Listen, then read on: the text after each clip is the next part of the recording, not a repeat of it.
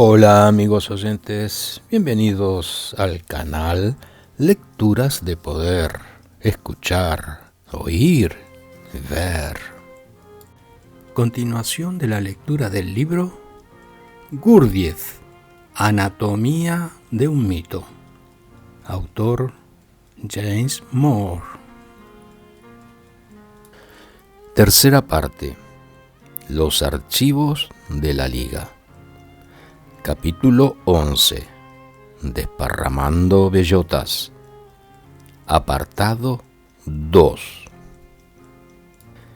Entre los vaos del Calvado surgieron, ante el griego negro, las queridas imágenes de la juventud.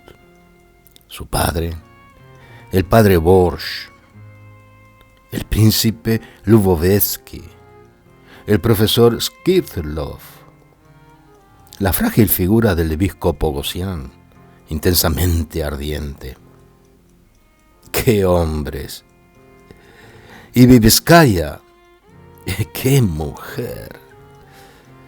Tantos de ellos desaparecidos, tantos amigos y maestros irreemplazables perdidos en las oscuras tumbas de Alexandropol, Kars, Samara, el monasterio Olman y el desierto de Taklamakan. Gurdjieff tenía ahora 72 años. ¿Quién sino él podría rescatar estas vidas llenas de significado de las arenas invasivas del olvido histórico? ¿Quién mejor que él para recordar sus valores, su moderación, su empatía? Con seguridad, la decisión de embarcarse en una, entre comillas, autobiografía tuvo un destello apasionado, como un eco de la afirmación de Catherine Mansfield, que decía: «No estás muerto, todo se recuerda. Me inclino ante ti. Me esfumo para que puedas vivir nuevamente en mí con tu belleza y riqueza». Así lo cuenta Catherine Mansfield en sus cartas. Y a trabajar entonces, mientras echa empujones a los discípulos de su carne y sangre. El laborioso lápiz evoca a los buscadores de la verdad, en un encuentro final y amistoso para atestiguar. Encuentros con hombres notables debía establecer el fundamento de un mundo nuevo sobre el terreno despejado que había quedado limpio de toda la basura acumulada durante siglos gracias a la sorprendente crítica de Belcebú. Durante el otoño de 1928, Madame Ouspensky, a quien cordialmente le desagradaban los ingleses, partió de Londres de regreso a Francia, donde, al igual que otros, encontró a Gurdjieff cada vez más evasivo, cada vez más enfrascado en la escritura. Con miras a recaudar fondos para la edición, los pensamientos de Gurdjieff se apartaban de Inglaterra y de Ouspensky para orientarse hacia Norteamérica y Orage. A principios del nuevo año, encontró su energía en la dirección de su postergada próxima visita a los Estados Unidos. Thomas y Olga de Hartmann, sus únicos compañeros de viaje, se encontraron encerrados con el archiperturbador de la complacencia. Lejos de alentar su sentimiento de privilegiada intimidad, Gurdjieff desde el primer día dejó pasmado a Thomas con su insistencia en que abandonara el Prieuré para desarrollar una carrera musical independiente. Día tras día, mientras la embarcación avanzaba implacablemente hacia la Estatua de la Libertad, los de Hartmann se enfrentaban con el espantoso espectro de la libertad. El 23 de enero de 1929, cuando Gurdjieff arribó por segunda vez al frío puerto de Nueva York, Alfred Richard Horace también se encontraba en una situación intrincada. Sus 5 años de mayordomía bajo el estricto escrutinio, sus grupos sobreexcitados y su esposa Jessie embarazada.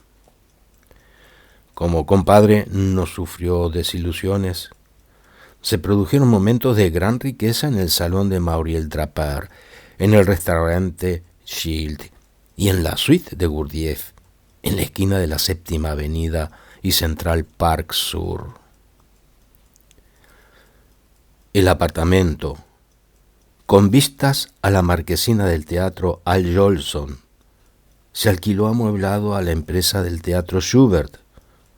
Sus alfombras, cortinas, decoraciones parecían un conglomerado de utensilios de desecho de algún antiguo fracaso teatral de Schubert. Contra este telón de pantomima, Gurdjieff florecía. Y así lo dice Webb, Gurdjieff es más él mismo que nunca, es decir, está más imposible que nunca. Y por cierto, Nueva York necesitaba una sacudida. La vibración era extrañamente familiar.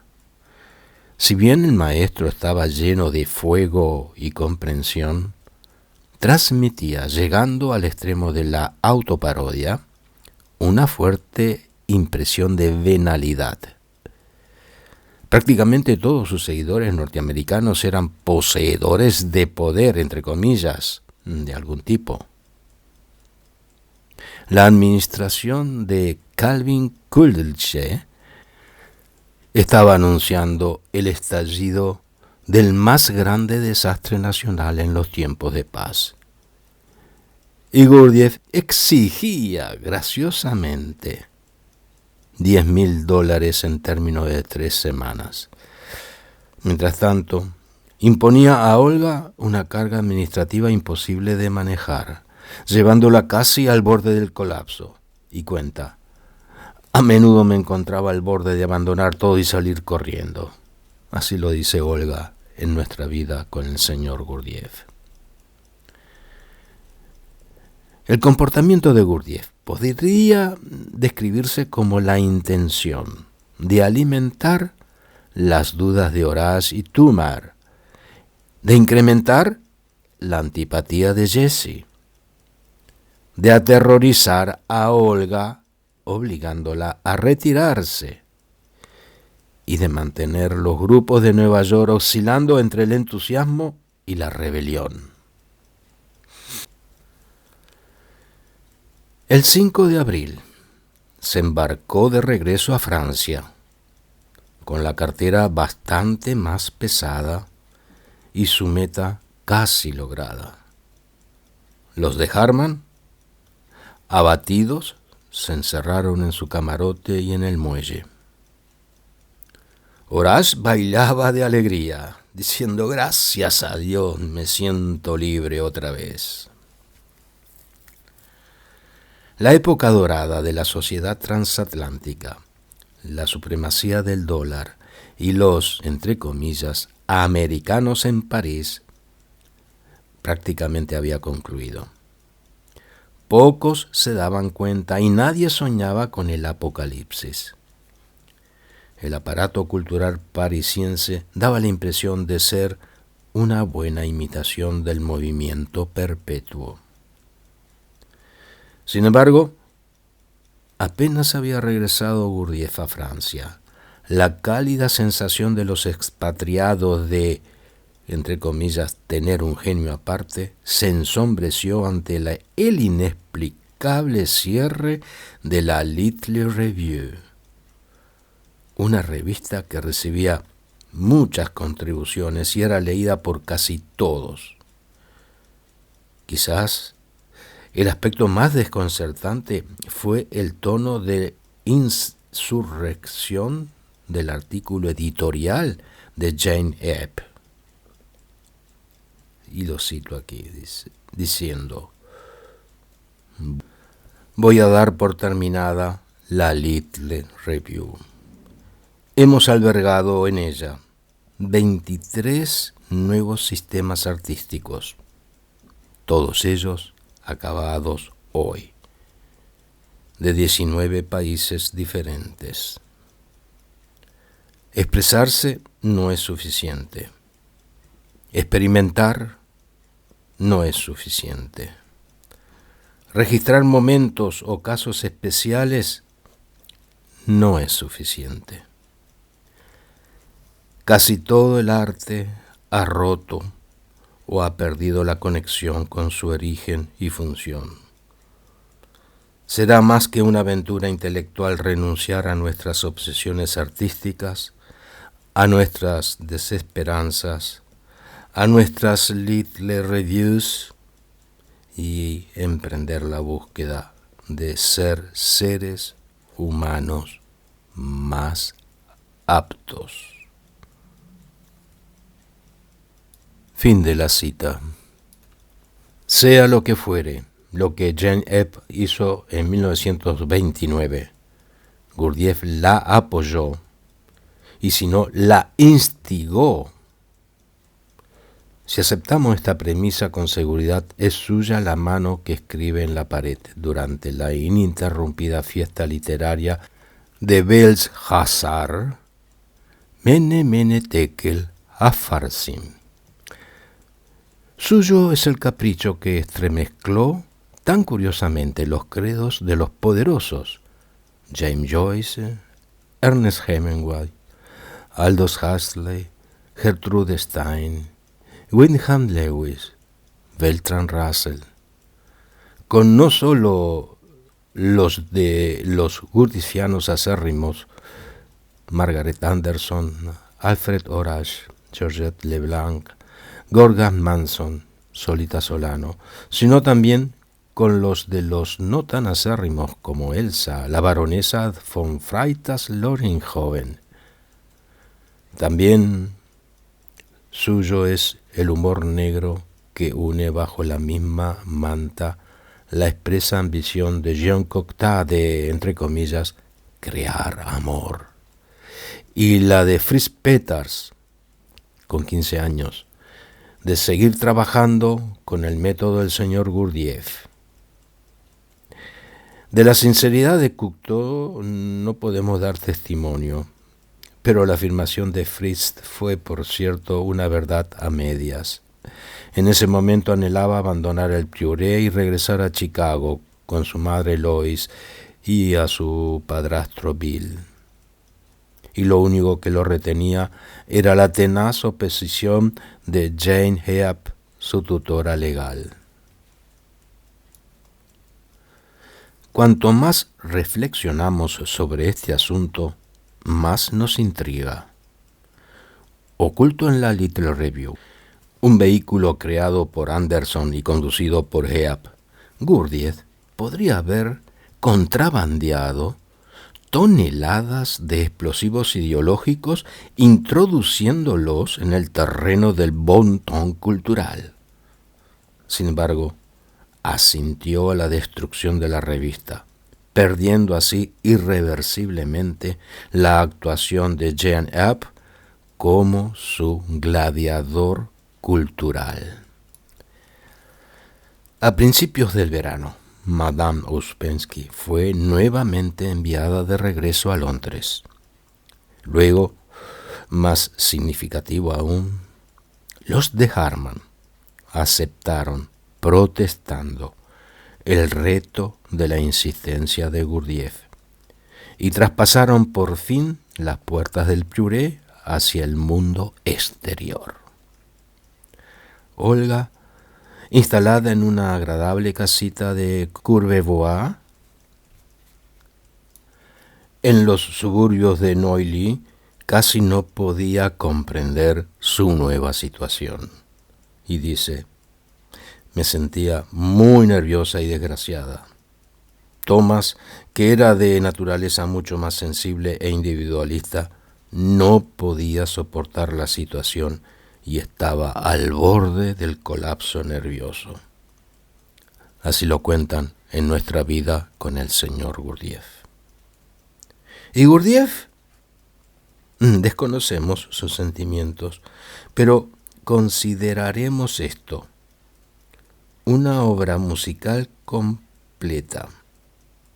Más de 300 composiciones atestigua la congenialidad de sensibilidades entre él y de Harman. Al escapar de Kentucky habían cruzado las montañas prácticamente tomados del brazo. Y cuando Thomas contrajo tifus, Gurdjieff le salvó la vida. En junio de 1929, una tal Miss Louise Goldfert llegó a las puertas del Prieuré e hizo sonar la campana. La recibió Fritz Peters, quien la condujo a un cuarto en el corredor de los monjes, que tenía una calavera pintada sobre el marco de la puerta.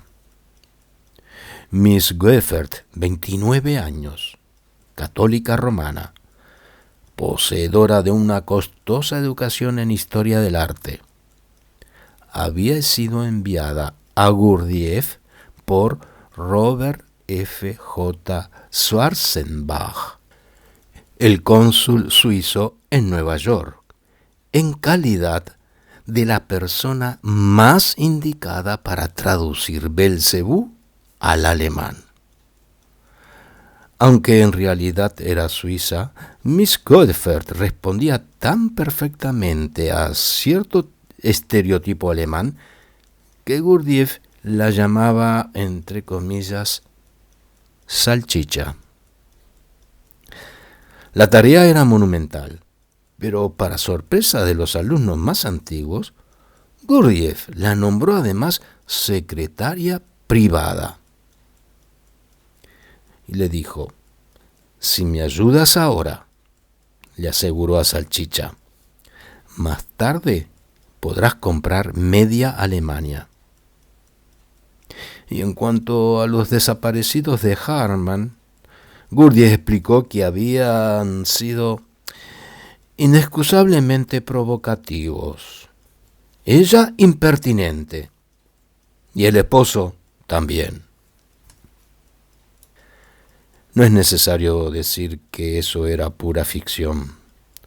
Olga dividía su dedicada atención entre su esposo, encerrado en sí mismo en Courbevoie, y su maestro, a quien todavía visitaba lealmente en el instituto. Y siempre que iba a Gurdjieff, le gritaba implacablemente hasta que todo el Prieuré temblaba. Salchicha llegó a la conclusión de que su predecesora era una mujer horrible. Con gentileza, el doctor Schonwald se acercó a Miss Goldfert. ¿Puedo decirle algo? ¿Cómo le explico? El señor Gurdjieff intenta algo que nunca nadie jamás intentó.